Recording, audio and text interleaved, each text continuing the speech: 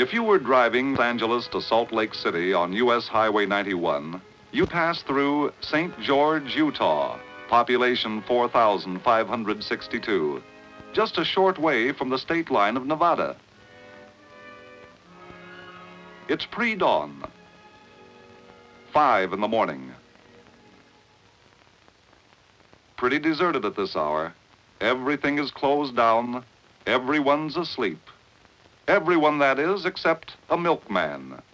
Been delivering over the same route for 12 years. Never missed a day. And a police officer patrols the lonely downtown beat. And another night owl keeps his place open 24 hours for tourists coming through.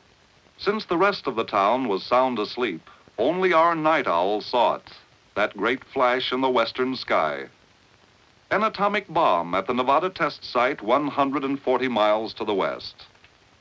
But it's old stuff to St. George. Routine. They've seen a lot of them ever since 1951. Nothing to get excited about anymore.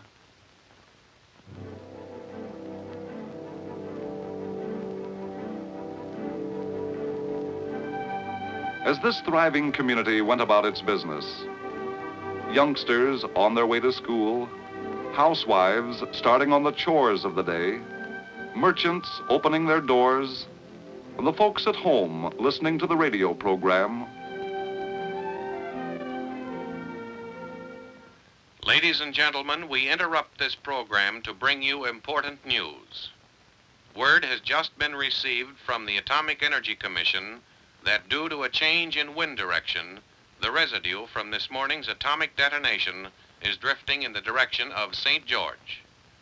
It is suggested that everyone remain indoors for 1 hour or until further notice. There is no danger. This is simply routine Atomic Energy Commission safety procedure.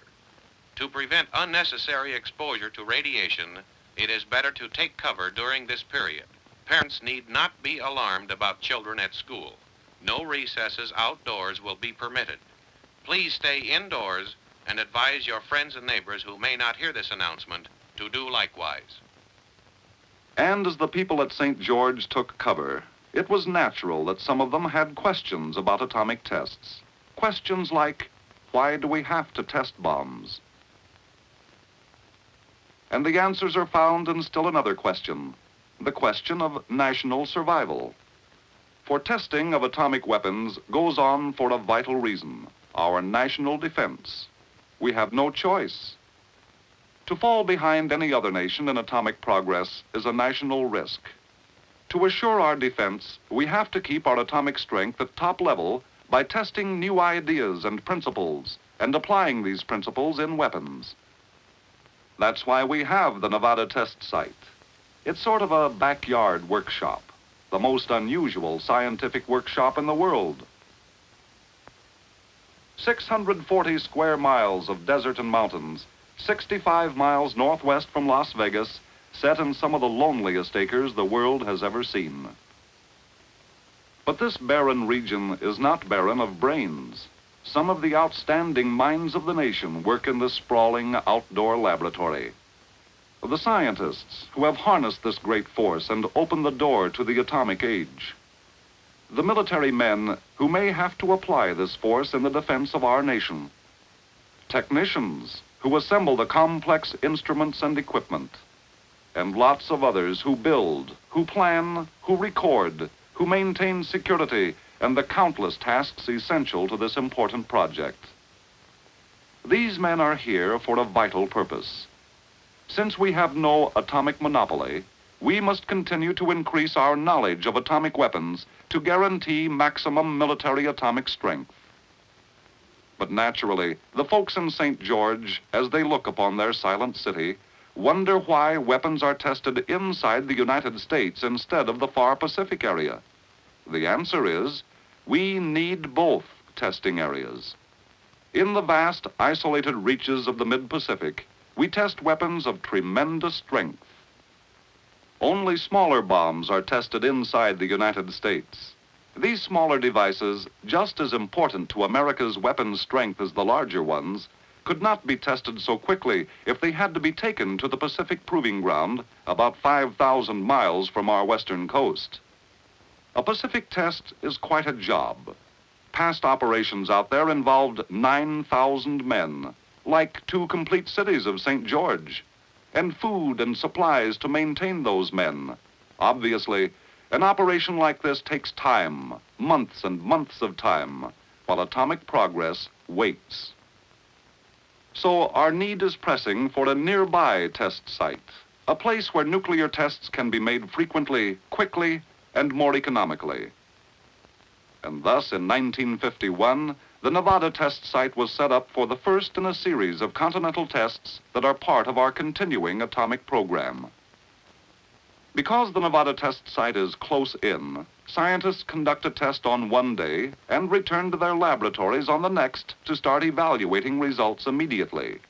This greatly speeds up our weapons development program. Those problems that cannot be solved in a laboratory are taken to the outdoor workshop in Nevada. This is called Ground Zero. Around this center point of the explosion are located instruments and equipment that are part of diagnostic experimentation, which is scientific language meaning, well, what happened? Did the idea work? And as you might expect, there are some humdingers in the way of gadgets. Some we cannot describe for security's sake. Some we can mention, like the high-speed camera that takes pictures at 1/3 millionth of a second, or the instruments that measure heat in millions of degrees and a light intensity hundreds of times brighter than the sun. Before, during, and after, and while most field tests are held largely to answer the questions of the scientists, these tests are also designed to answer as many other questions as possible. The armed forces, for instance, they've got to know. Military scientists conduct experiments to record and evaluate effects of atomic weapons. For training purposes, military personnel observe from foxholes. We also need to know if military equipment can take it. All types are positioned at varying distances from ground zero.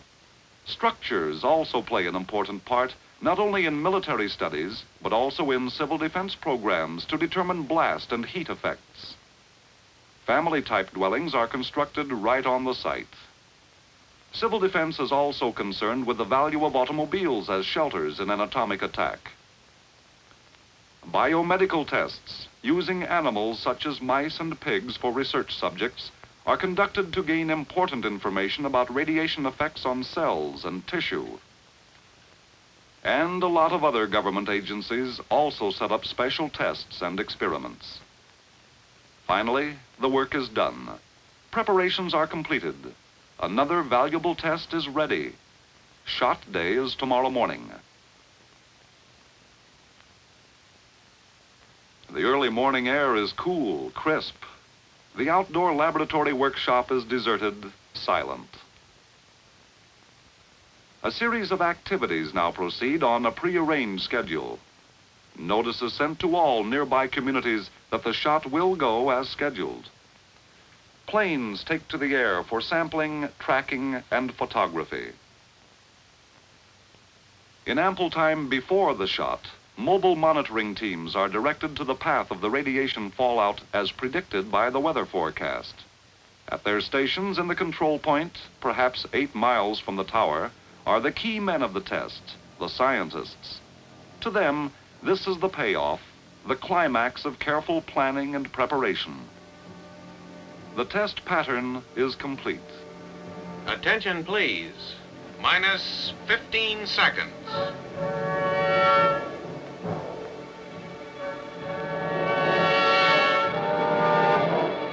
10, 9, 8, 7, 6, 5, 4, 3, 2, 1.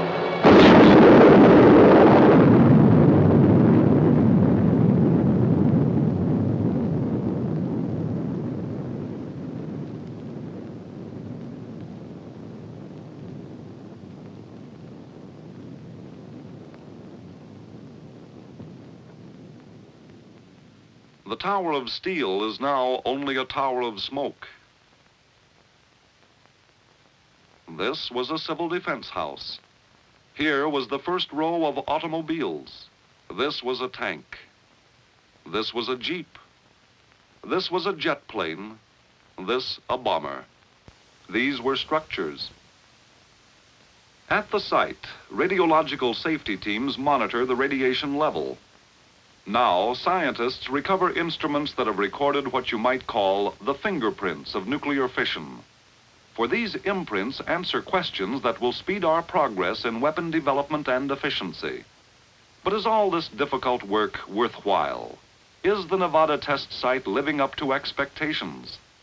The answer is yes. We have come a long, long way in a few years. Not only do we have a large stockpile of heavy weapons for our big bombers, but also smaller atomic bombs for jet fighters to carry for tactical purposes, and atomic artillery to support frontline troops.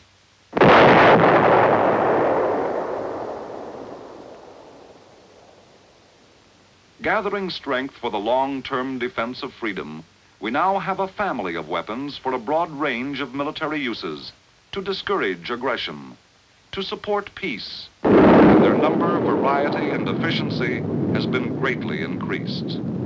Without a Continental test site, we would now find ourselves years behind our present atomic development.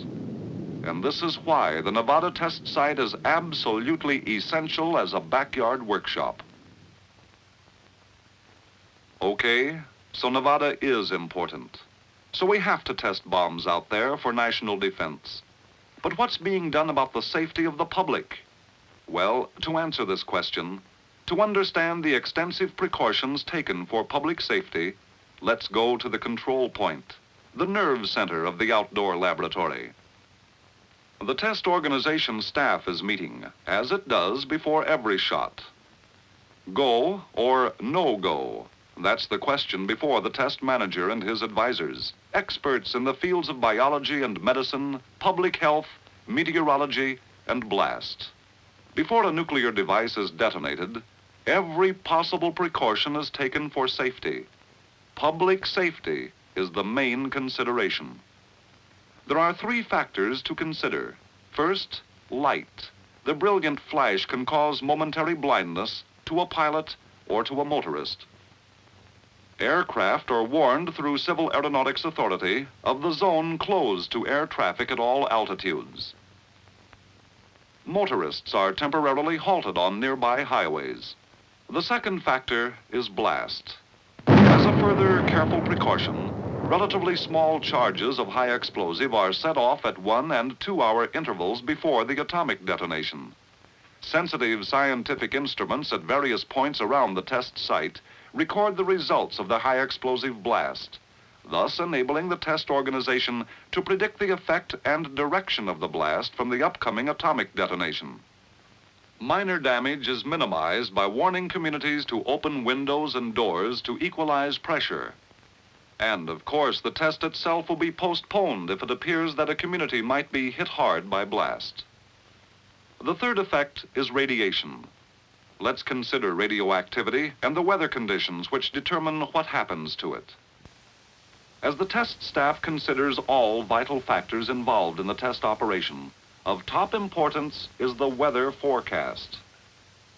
Weather, as well as technical factors, are reviewed and evaluated by the experts in arriving at a decision. If conditions seem unfavorable or become so at any time up to 10 minutes before shot time, the test is postponed. If conditions seem favorable and safe, an order to proceed is issued. After a shot has been fired, the atomic cloud, like a giant vacuum cleaner, has sucked up dirt and debris from the Earth and is full of radioactive particles. Is it dangerous? Yes, right now it is. You wouldn't want to go into it, but neither would you deliberately walk into a blazing fire.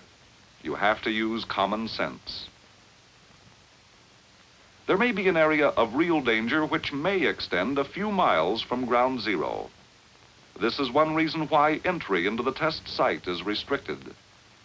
Helicopters warn hunters, hikers, and desert migrants to avoid the test site region.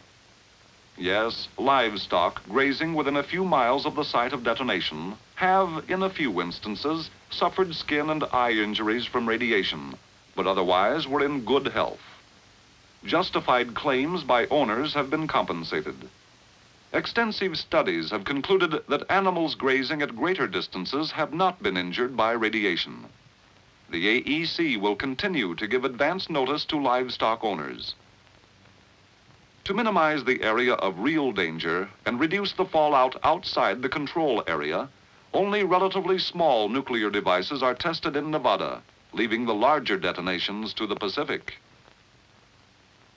As the cloud moves out, it becomes dispersed, and at the same time its radioactivity rapidly decreases. Past experience has shown that some activity will be detected across the country. The important thing is to keep the amount of radioactive contamination to as low a level as possible for human exposure. This is not left to chance.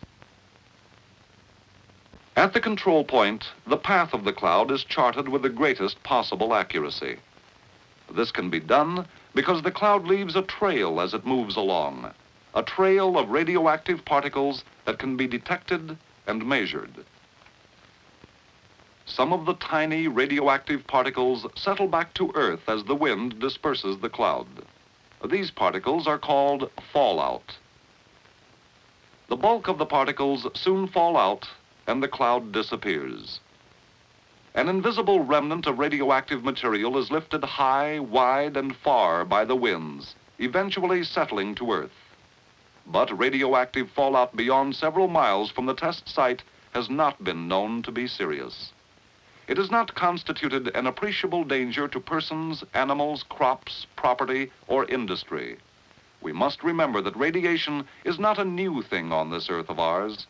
Since the beginning of time, the Earth has been bombarded by radiation from outer space. Cosmic rays and high-energy particles rain down from space upon each and every one of us every second of our lives. We are also struck by radiation from the materials in the Earth itself. All this is known as background radiation. It is part of nature. We can't control it. Radiation from fallout temporarily adds to this background level. It is the total amount of radiation that is important. That is why very careful considerations are given for firing every atomic test shot, so that the fallout will add as little radiation as possible to that of natural background sources. Yes, the very nature of testing weapons for national defense requires we accept the possibility of some exposure to additional radiation. There is some potential risk. But this additional radiation has been kept far below harmful amounts in areas beyond a few miles outside the test site boundaries. The rigid requirements controlling the firing of each nuclear device have made this control possible. To provide even further assurance, radiation monitoring teams are continually on the job during the test periods, guarding the safety of the public. In fact, a monitoring system on a national scale has been established to keep track of the movement and direction of the cloud. Monitoring is not confined just to areas near the test site. Moving outward from the outdoor laboratory, you would find 15 fixed air sampling stations in the vicinity of the test site, and special mobile monitoring teams operated jointly by the Atomic Energy Commission and the U.S. Public Health Service. These teams must be able to move quickly into the projected path of the atomic cloud. Instruments and equipment are set up to determine the background radiation level before the cloud arrives, and readings are continued for several days after the cloud has passed. Special Air Force planes follow the cloud approximately 600 miles from the test site. Reports from all mobile monitoring teams are flashed regularly by radio and phone to the control point at the test site. This information is used effectively in many ways, such as keeping public health officials informed in the states adjacent to the test site. Through the cooperation of about 100 U.S. Weather Bureau stations, Samples of the atomic cloud are collected on gummed paper throughout the United States and sent to AEC's Health and Safety Laboratory in New York City for counting. These samples from many localities of the United States are processed, and at a glance we know how much fallout dropped in every section of the country. This information is for the use of health authorities, research people, scientists, industry using sensitive materials. It is given to the U.S. Weather Bureau, whose meteorological specialists further evaluate and analyze the fallout reports. These reports, incidentally, are extremely useful to meteorologists in the study of wind currents and the movement of air masses. Radiation in the air acts like dye placed in water. It can be traced. Its direction and speed can be recorded. Some people think atomic bombs can affect the weather. Following extensive studies, no relationship between atomic detonations and weather has been established. An atomic bomb is puny compared to the forces of nature and is completely lost in the vast oceans of the sky. What then was the story at St. George? Here are the facts. The go or no-go meeting, after carefully reviewing all factors, found conditions were favorable. The go-ahead signal was given and the shot fired the following morning. The predicted path of fallout was to the south of the city. Then the local wind changed. The cloud approached the city.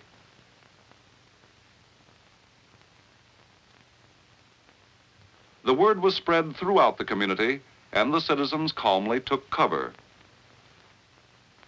1 hour and 50 minutes later, at 11:25 a.m., the all-clear announcement was broadcast.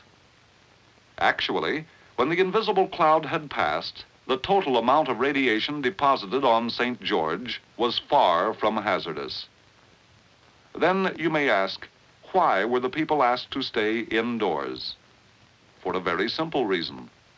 The Atomic Energy Commission doesn't take chances on safety. It is the AEC's policy to keep to a minimum any exposure of persons to radiation. This wide safety margin controls AEC's attitude toward radiation involved in any of its activities. So the citizens of St. George were asked to go indoors to avoid unnecessary exposure. The amount of radioactivity that fell on St. George was not dangerous. But the AEC felt the precaution to avoid exposure was good common sense. Such caution will continue to govern operations relative to the Nevada test site. With this rigid standard of safety, testing of atomic weapons must go on. Orderly, well-conceived testing must continue. The testing of atomic weapons at Nevada is essential in the world of today to our existence as a nation. The towering cloud of the atomic age is a symbol of strength, of defense, of security for freedom-loving people everywhere, people who want peace. For as President Eisenhower has pointed out to all the world, this country, which is building a full-scale atomic power plant, wants nuclear energy to serve the needs of mankind, deeply desires and is working to help create an international atomic energy agency to adapt nuclear energy to all the arts of peace.